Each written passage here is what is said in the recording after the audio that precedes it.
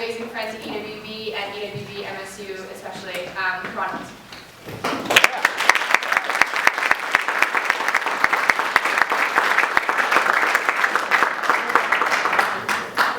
Good morning, everyone.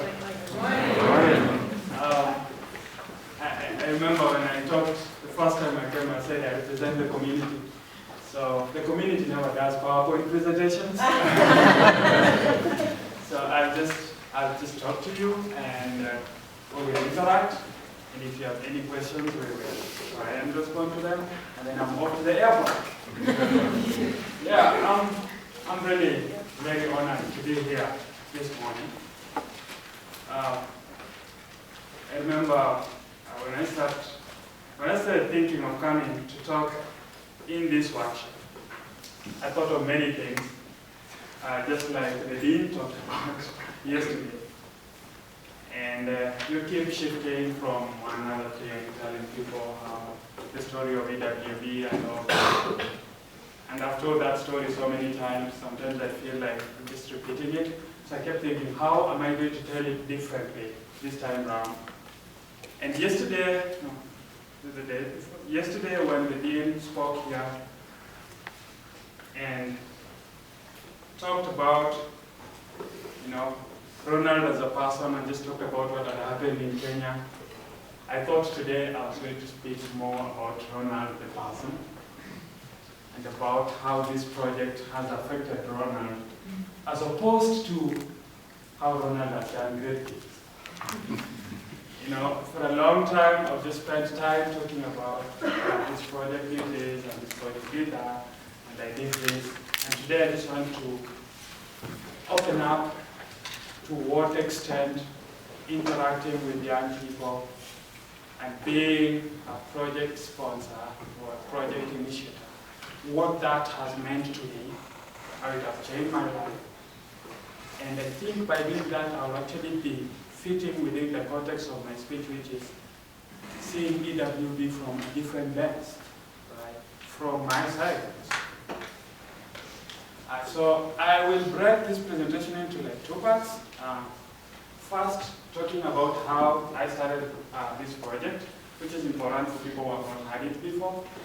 And then I'll move on to talk a bit how working with the students, working with the chapter, how that has influenced my life, and what it means to really carry the burden of being called project initiator. Sometimes it looks very nice. It's nice when you're jumping onto a plane to come to the US.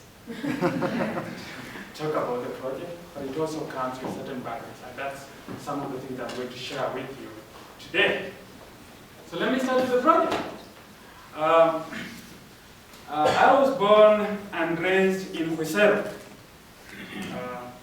39 years ago, and I grew up as the last born son of my mother, being the fourth born, and my mother was separated from my father. In Africa, it's your father who actually gives you land that you inherit, right? If you are a son, you get land from your father, and you pass it on to your your son, and on to your grandson, and all that. So if you have no father, you have no land. You start off from a point of departure that you have no land, right? So since my mother was separated from my father, the first thing she told me is that Ronald and everybody else and my family, you guys do not have land, right? So unlike all the kids you're seeing around, you guys do not have land. So the only land you have is a book, right? The book. And your hoe is the pen. So when other guys can play in class because they have a fallback position of having land and they can farm, you have no fallback position. The position is either class or class. Right? And when I came back home, we had to share our report card. My mother didn't know how to read. She's still alive today. She didn't know how to read, and it was very easy for you to cheat how many position you are. But we could not dare cheat her. So she knew whatever position we will honestly repent that we were this position and wait for the tongue lashing. And so that made me work very hard, and I worked hard in school, and I was selected to come to one of the best schools in Kenya for high school. It picks students from around the country, the best students from each part of the country, and brings them together. So, and I want to tell you this because this is what has made who I am. When I was in Kwesero, I was the guy who could beat everyone else in class, all right? That's how I ended up in Alliance High School, because I was the best student in Kwesero. And then I come to Alliance High School and I can't beat anyone. I remember that the first time I was in school, there was this guy who came to school like 2 months after we had been in school, and he had this character that you look at him and you look around and you believe if there's anyone I'm going to beat, this particular guy. Like, no, I can't beat anyone else, I'm going to beat this one. And you know, he beat us all like I never beat him for the 4 years I was in school.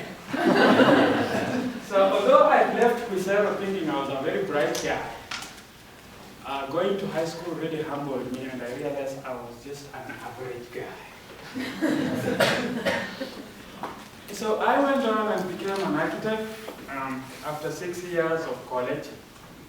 And occasionally I'll go back to Kwesero.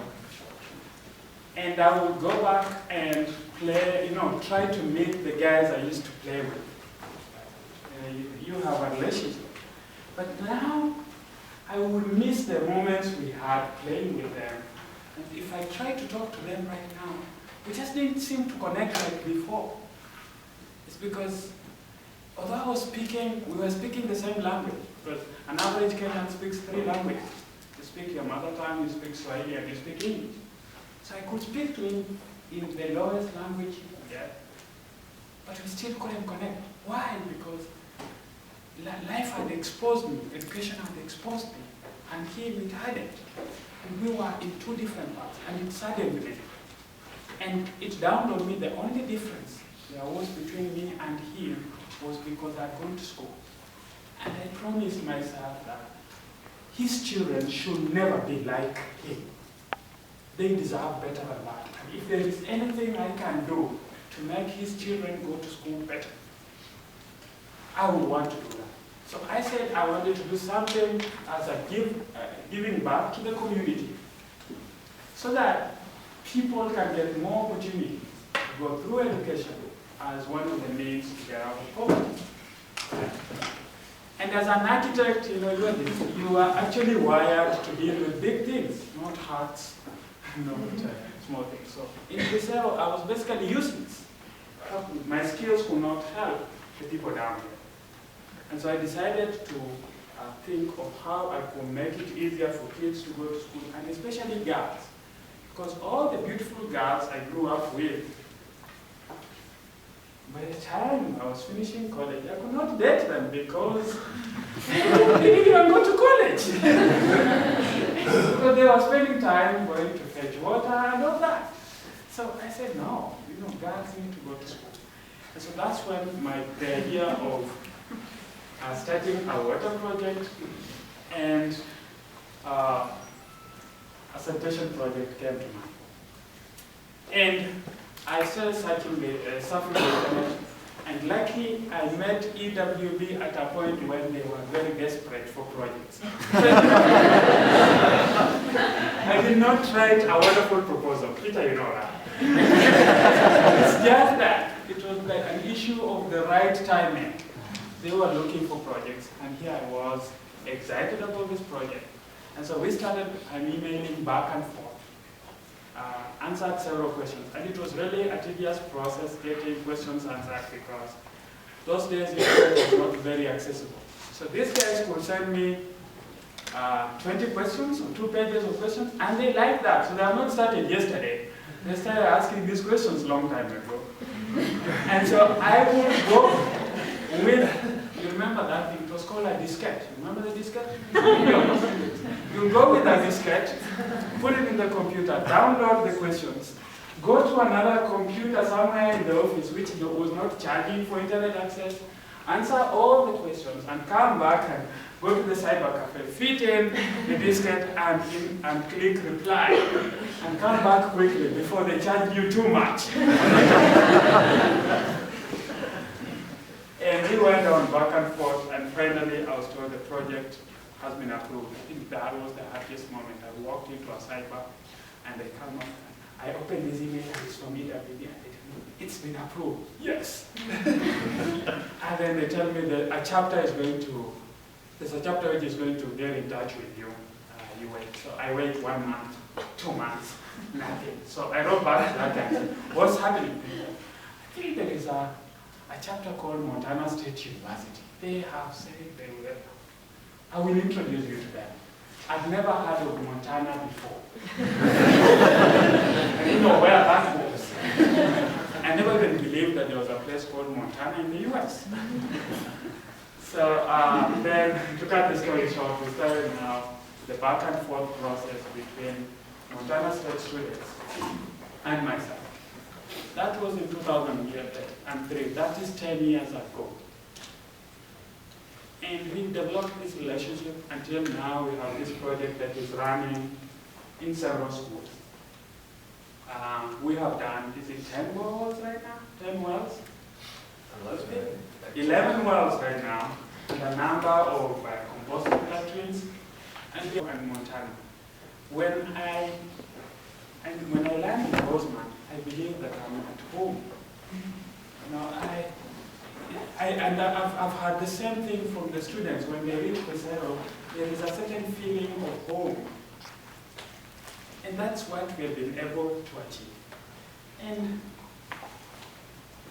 we've achieved this not because of Ronald, but because of wonderful kids from this place who have dared to go across the border, to come and change lives. And that's what now I want to talk about. How has it been like to me, as Ronald, dealing with the students? Right? Forget about the story of the project. It's on the website and all that. But what has it been for me to deal with students?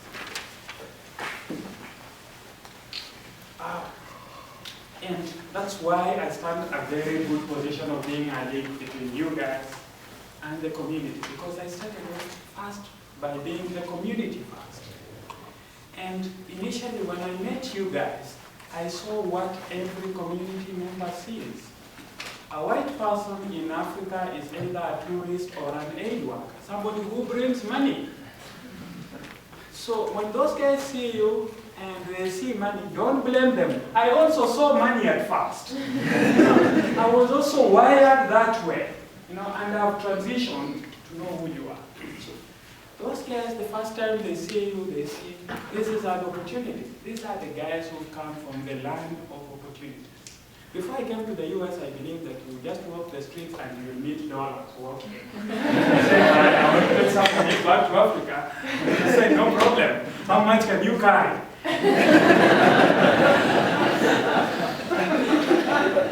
And believe you me, there are people. Some of the people you are going to meet still believe that is the truth. Right? They will sometimes come up with different demands. It's because of the lens they are seeing you through. They first saw tourists, so they saw you. And they still gauge you as they saw the tourists before, or the people who used to dish out things. Right? So you need to be part of the solution in terms of trying to help them to understand who you are. Before I came here, I started meeting the students. I did not know much about the background of the students. But when I started talking to the students, first I just realized how young they are. Some people don't realize how young you are. Do you guys ever tell them how old you are? You actually need to take time to tell them how old you are. Because in Africa, and I think in certain communities, once people know your age, they reduce the demands they expect out of you. They even get ashamed. And I've done this one day we were launching a project in Cusero, and I told all the teams that were available, stand up, can you tell your ages? And I said, how are you? Oh, well, are you 21, 19? And the people were in shock. So have we been expecting things out of 19-year-olds? 19-year-olds come all the way to come and change our lives?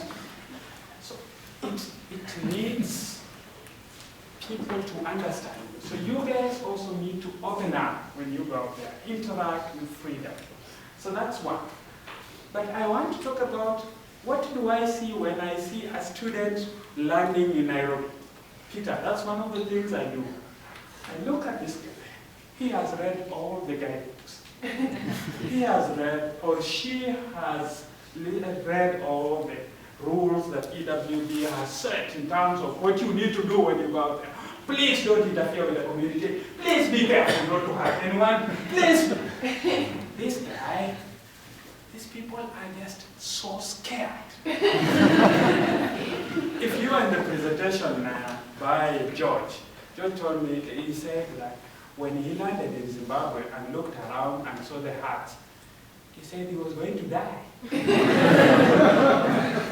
So these guys go somewhere and they look at things and they are going to die. They think they are going to die. And then you can imagine them trying to struggle with all the things you've told them to think about. What I do in Nairobi, and they'll tell you, I tell them, relax, forget about it. You're not going to kill anyone. You guys don't hurt anyone. Just calm and relax. Because I want them to relax. Because they know all the things they don't need to do. But I want them to know that they can also enjoy themselves. One of the things I want you students and the people who got there to do something like, can you guys be proud of the fact that you make the first step to leave this continent, to go to another continent to try and do good? For that alone, you need to clap for yourself and be proud of yourself and be a bit confident. Don't be too scared. You will not hurt anyone. You are doing good.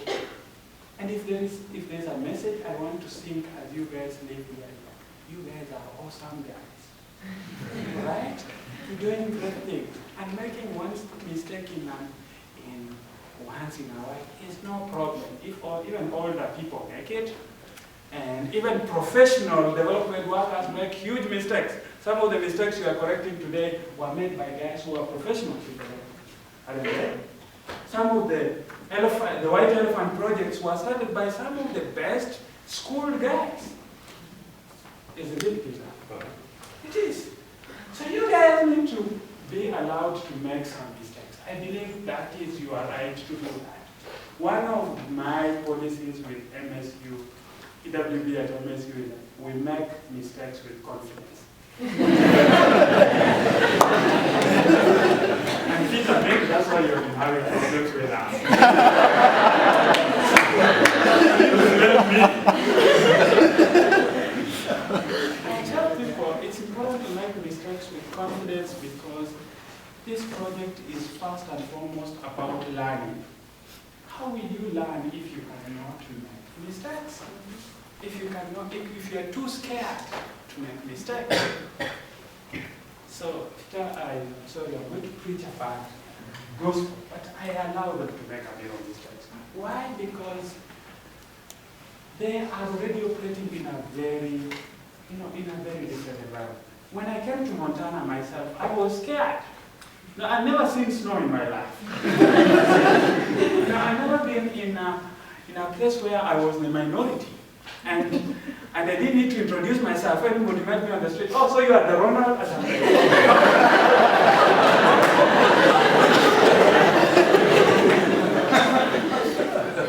Do you imagine what it feels for the students to walk around the streets of Cusero and everybody knows, oh, so you're the guys who are digging wells? It's a difficult experience. Let me continue about me. So one of my roles is to make sure students relax. That's what just make sure that the teams come up and they know that they have somebody they can talk to. My role is to ensure that if there's something you want to present to the community and you are not so sure about, you can call me and we can talk about it. And I can tell you, this is the way to present it. You have a point, but they will not understand it that way. Can you go this way? That's what I do, and I enjoy that. But being a change agent or being an initiator of a project comes up with huge challenges too. When you stand here, I'm sure everybody expects that if you went to Wisero and asked who Ronald is, everybody will know him. Don't you think so?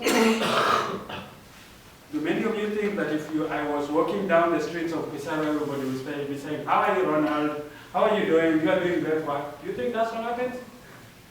You would be shocked if I went to Wisero, nobody knows me. People know Ronald, they know the name, but they don't know the person. I've gone for the launch of projects, and people wait. I go sometimes with some huge, nicely well-built guys. Like Jackson is well-built. And so I go to the project and the people say, we are told Ronald is coming, and so they go and say hi to Jackson. Oh, thank you so much, Ronald. Thanks for what you're doing.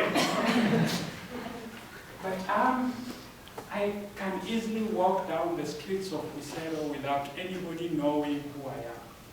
Why? Because Ronald, the person or the institution that started EWB is very different from Ronald, the person that walks the streets of Wisero. I'm just a simple Kenyan who had serious problems beating anyone in high school. I have my own challenges meeting my responsibilities as a person. Yet, in spite of all that, I have to remain strong and be the voice that the students can talk to. And that's one of the hardest challenges I have to deal with. That I'll be here handling my normal life, but yet I have to be the one thinking about the good of Wisero. The one thinking about how this project, seeing the bigger picture without losing my personal self. And I said today I was going to talk about myself. In 2009, when I came here, 4 years ago,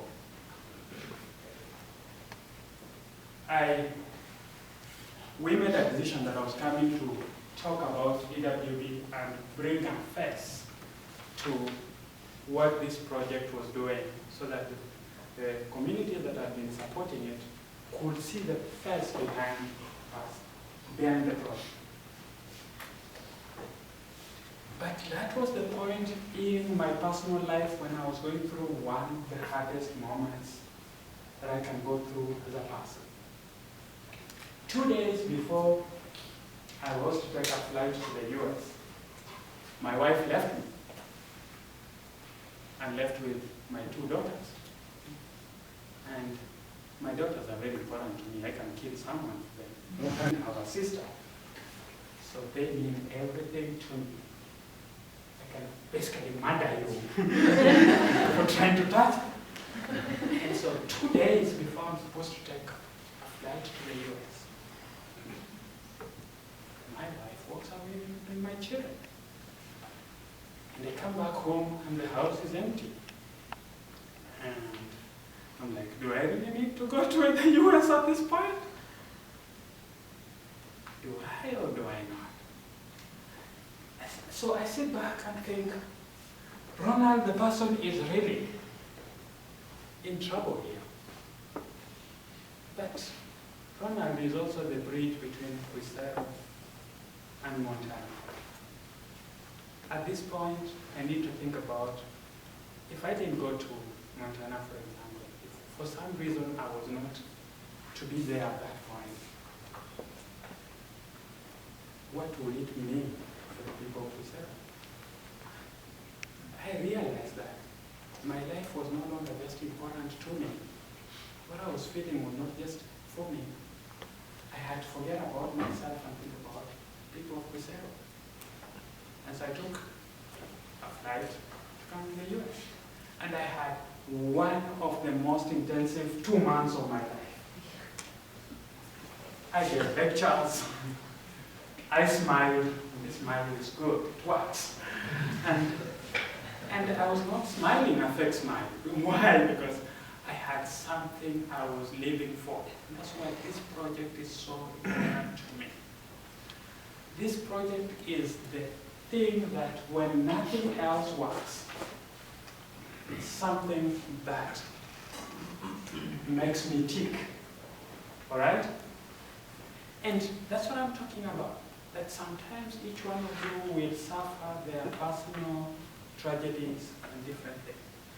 But this project will either give you a reason to go on with life because of the other people that you represent, or it will give you a reason to think you are important, because if it wasn't for what you are doing, then this project will not be there. So that has been what this project has done for me. It made me realize that I was an important person. If nobody else thought I was important, I think somebody thinks I'm important. So I can smile and go to bed happy. And even if I wanted to break down, I can break down, because the students in Montana think they want to talk to Ronald. When they talk to when they call and Ronald has gone into a depression, he lost his daughters, and but that made me tick. I've since, guys are wearing long dresses. I didn't say this so that people get sad. I'm not that. And right now, I'm very happy. I have married. I just have a 7-week son, and I still have a very good relationship with my daughters.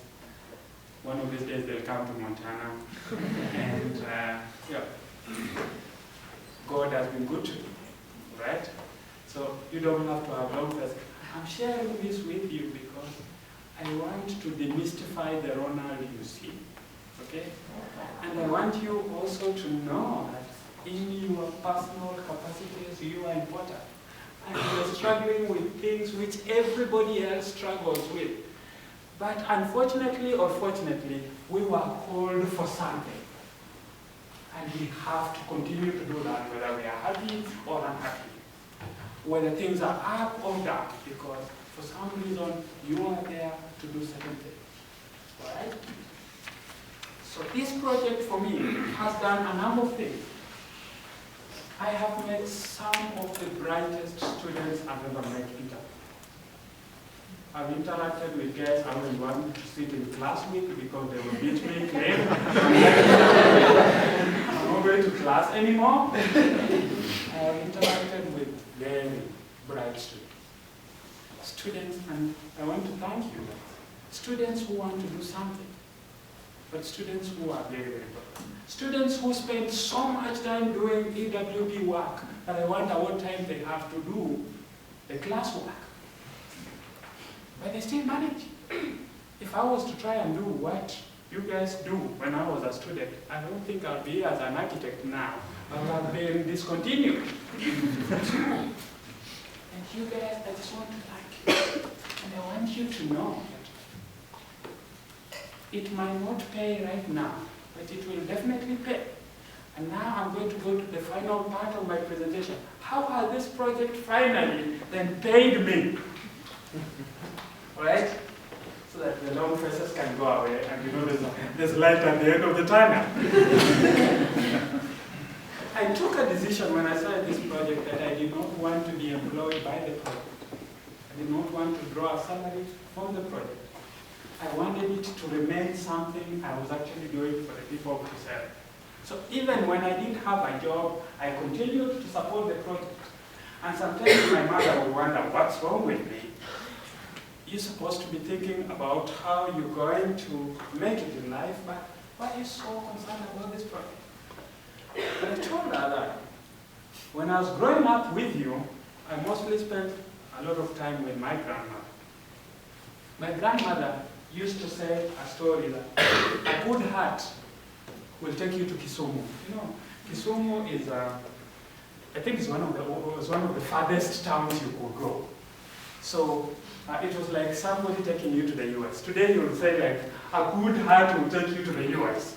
You know, a generous heart or something like that. That was her saying, that if you did something good, it can elevate you somewhere. I think when I come to the US, I remember my grandmother's words.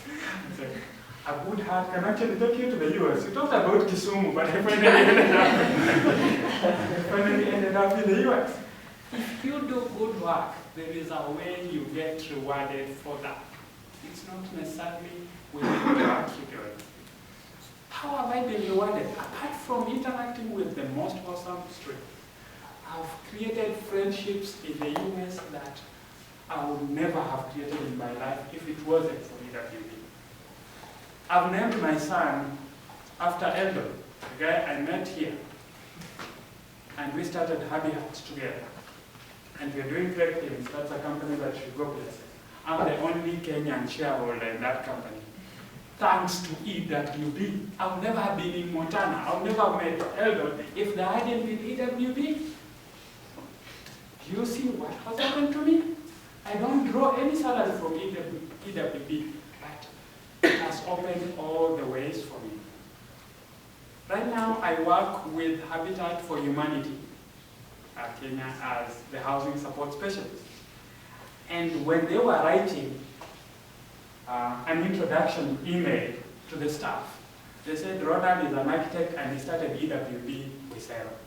So that's all that is on my CV. So the only reason maybe they gave me that job is because I started EWB. So I am earning a salary today thanks to the fact that I started EWB. That's the thing of everything I've written on my CV. The only thing they thought that was important to quote on my bio is the fact that I started EWB with help. That has been what this project has done for me. I feel very privileged to be before you today.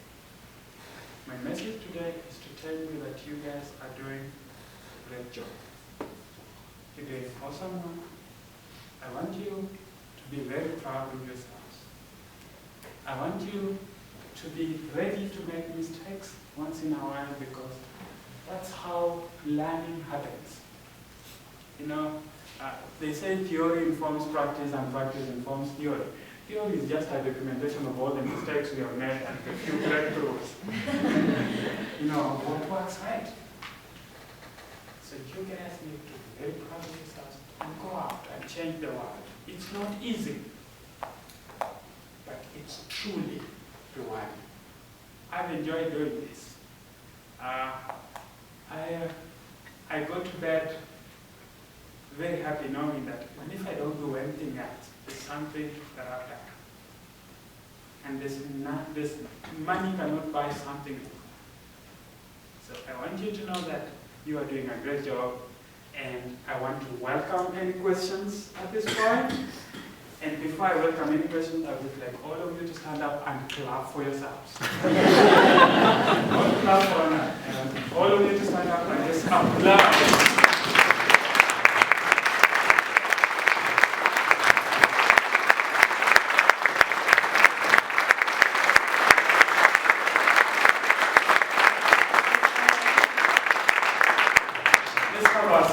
I'm sorry I didn't do a PowerPoint presentation, but now I want to welcome any questions.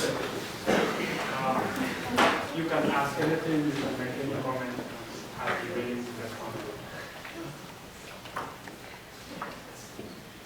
We just started a professional chapter, and we're very new. We're struggling with how best to use our years of experience for benefiting our community. And in your opinion, trying to balance the needs of the community, let's say in Kenya, between actual technology implementation project versus a capacity development project, where do you think the needs should be, how the needs should be balanced between those two? Between, just repeat that, between? Like implementing a well, like going and doing a well project. Okay. Or maybe going and doing a training project on how to manage financial, or how to manage a resource. I think you can, both are extremely important. And building capacities is even much more important than implementing the project. If the experience of the students here and anybody who has implemented a project, you realize that it's much easier to do the hardware, to get a well-done in place and functioning and all that. The harder things is how to sustain that. When we started EWD projects in Quisero, we were first very keen on making things happen. So we built, we found wells, and we were in a rush to sound wells as opposed to really building capacities. We were doing a good job of that, but not good enough. But now we are slowing down much more, and we are taking a deliberate direction where we want to spend some more time with the community building capacities prior to installing the hardware. But initially, but for you to gain credibility, sometimes you need to put something in place first for people to start listening to you. Because if you come and start talking about wells and you've never sunk any, nobody wants to talk to you. But now in Quisero, initially we had to struggle to have people listen to us. Now they are training to listen to us. And now we can issue some demands. So it's a give and take process. That you can take in something that allows you to build like a track record and also gives you certain lessons that you never learned from a desk. And then you can build on that. But as you go along, I think you can start off with a bit of hardware, and you need to start slowing as you draw lessons so that you start building the capacity, so that you don't leave behind things that are not being functioning very well. Any other questions?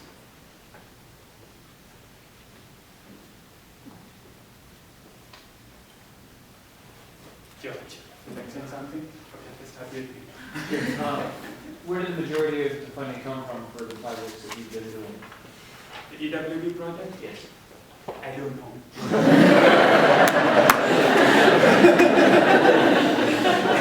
You know why I don't know? Is that my role in this project is not administrative at all. The funding and all that is done by the students. I actually just handle the link between the students and the community. So I can tell you about the things that happen on the Quisero side a lot. We support once in a while if they want letters of support from our side. I can name a few donors, but I will not be the right person to tell you that. That's not our strong point. Our strong point is the answer. It is in the spending of the money.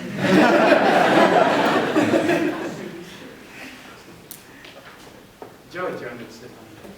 Not really a question, Ronald, just your presentation is just beautiful. I always have this feeling, in working with people like you overseas, and there aren't many exactly like you, I must tell you. I can't remember when I did not know you. And I only met you in 2007, 8, 9? Yeah, 2009. And we had that odd connection, and I've worked in your country, and you have been in that agency. Just amazing. Thank you so much for being you. Thank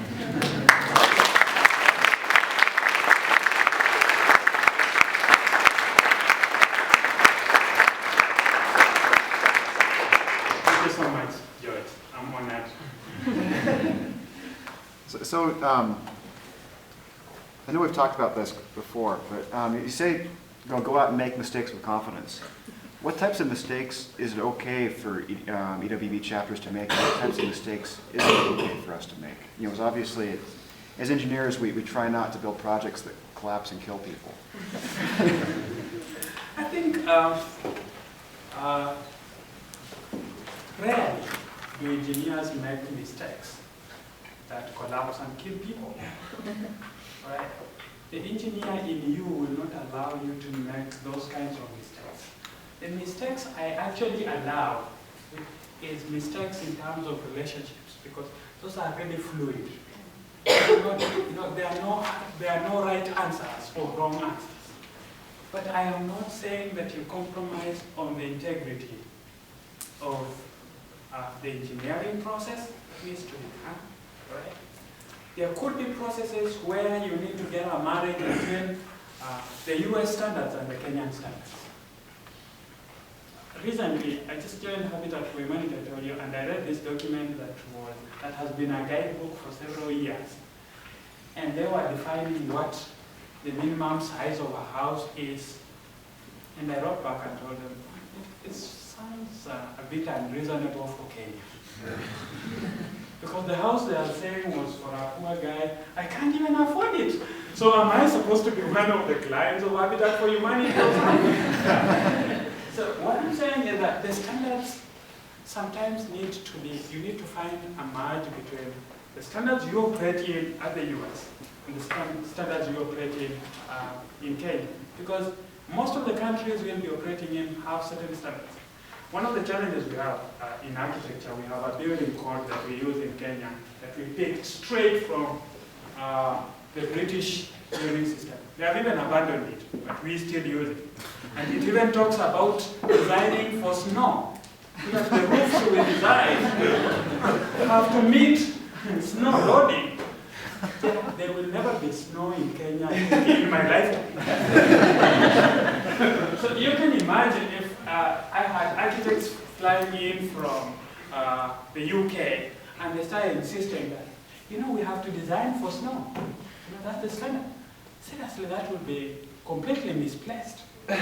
So I want you to go with standards, but also remember that we are operating at different levels. It's just like the building standards in the US are not the same as in Japan. They are both architectural standards, but you don't have to have such a tall door. You don't have to have such a thick wall, because the Japanese are short.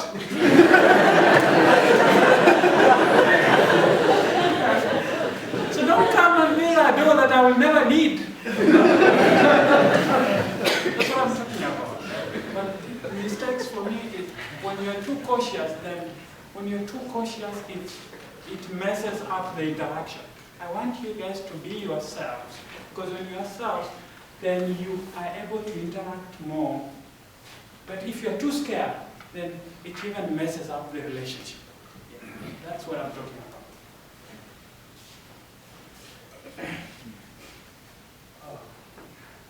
Yes, sir. Ronald, as I've talked with other EWB chapters throughout this weekend, I keep hearing about how the region that they're working in, whether it's Bolivia or Uganda or whatever, they run into failed NGO projects sort of wherever they're at. And a lot of times that's because of this mentality as like an engineer or an NGO to just come in and just build something and then leave. And in your experience, how there are, I know for a fact that there are many NGO projects in Cruzeiro that have done that exact same thing and are failed. What's the main difference you see between EWB and those failed NGO projects, or sort of like things that we can continue to do better as far as a national organization? And I think for me, the most important thing about the way we do our project is the emphasis on learning.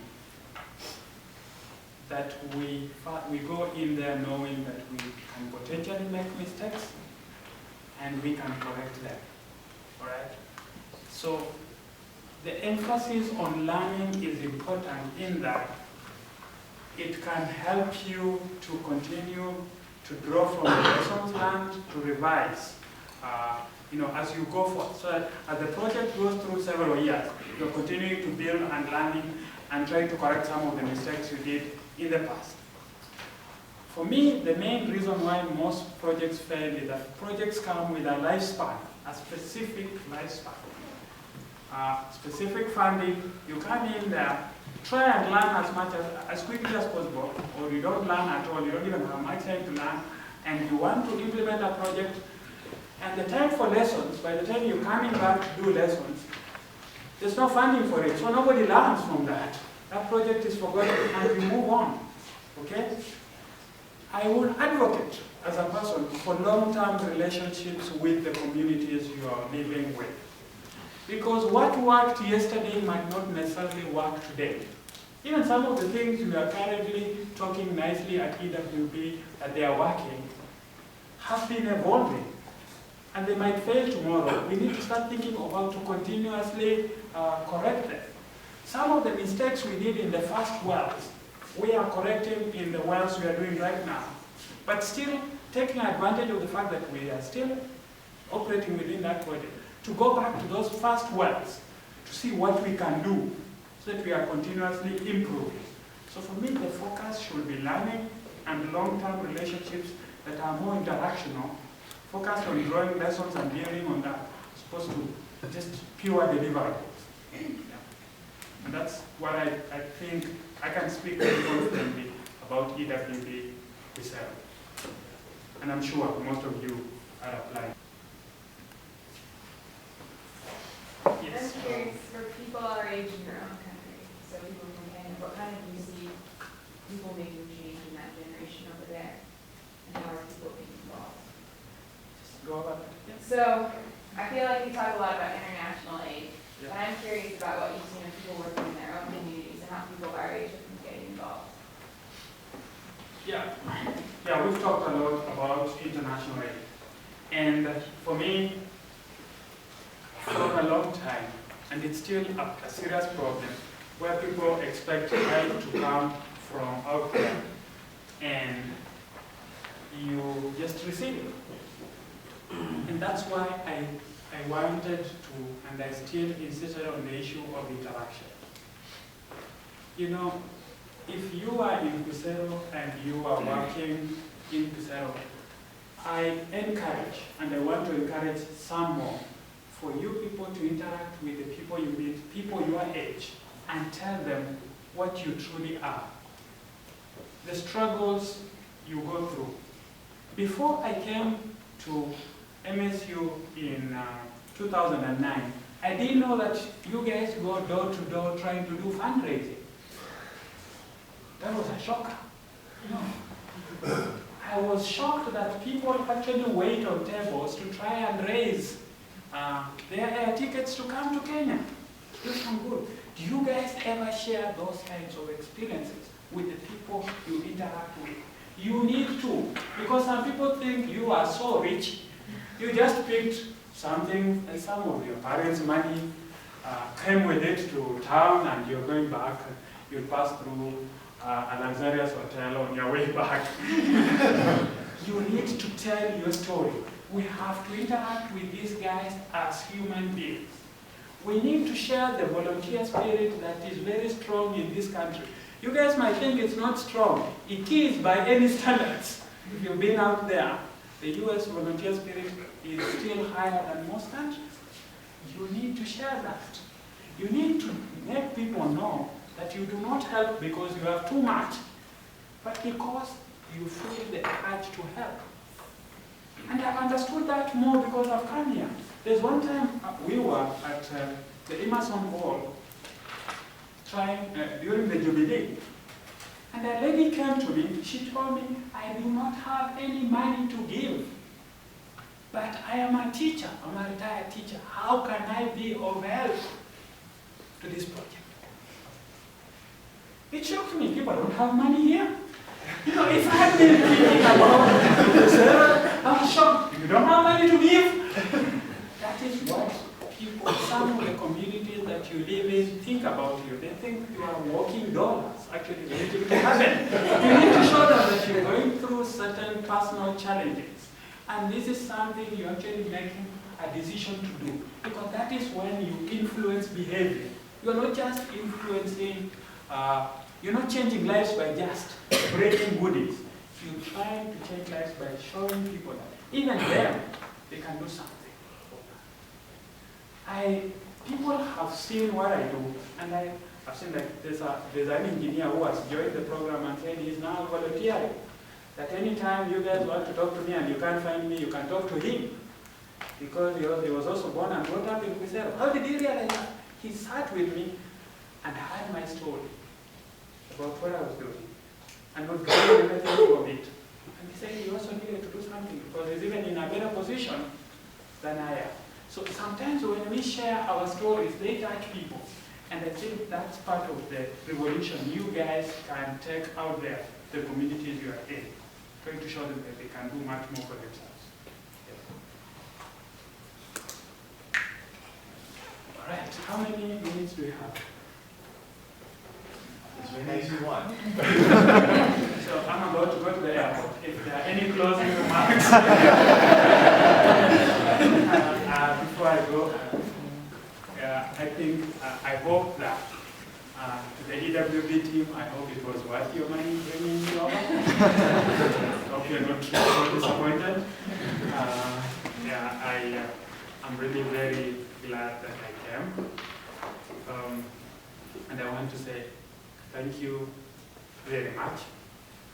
Thank you is just a word, but sometimes people underrate the word thank you. And sometimes in our way, we think we have nothing to offer. I want to finish this by a story, but sometimes we walk around thinking we have nothing to offer. There was a widow who lived in Luyaland, where I come from, near Pesero, and had his children, and they were seated in the home having lunch, which is ugali. Those ones who have traveled to know, to Pesero, you know ugali, what ugali is. That is maize meal, cornmeal, and they were having it with local vegetable. You guys have not had that, called sisaka, which is really, like, it's a nice vegetable. She was seated there with her children, and they were eating, and the chief walked into the house because it was raining, so he needed to shelter himself.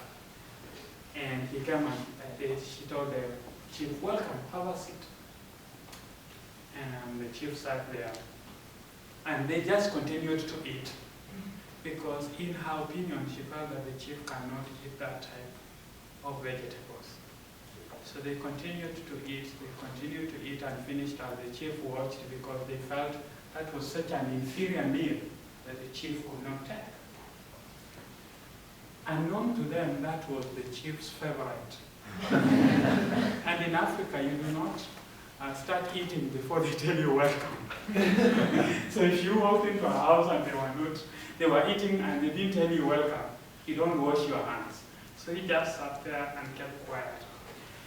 And after the rain was done, he walked off. And a month later, he slaughtered a big bull at his place and was distributing meat to his subjects. And the lady came with a container.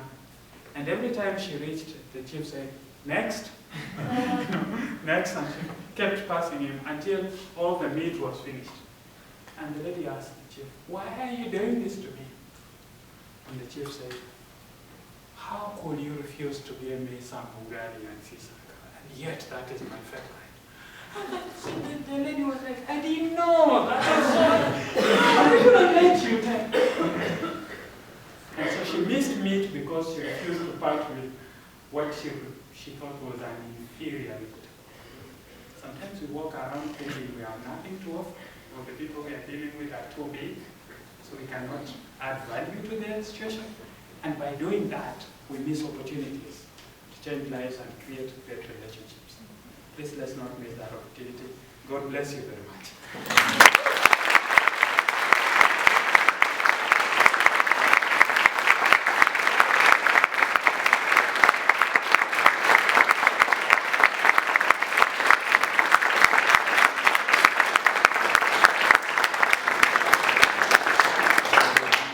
Really quickly, we really want to thank Ronald. So the Nairobi attacks a couple weeks ago, we weren't actually sure whether he'd make it.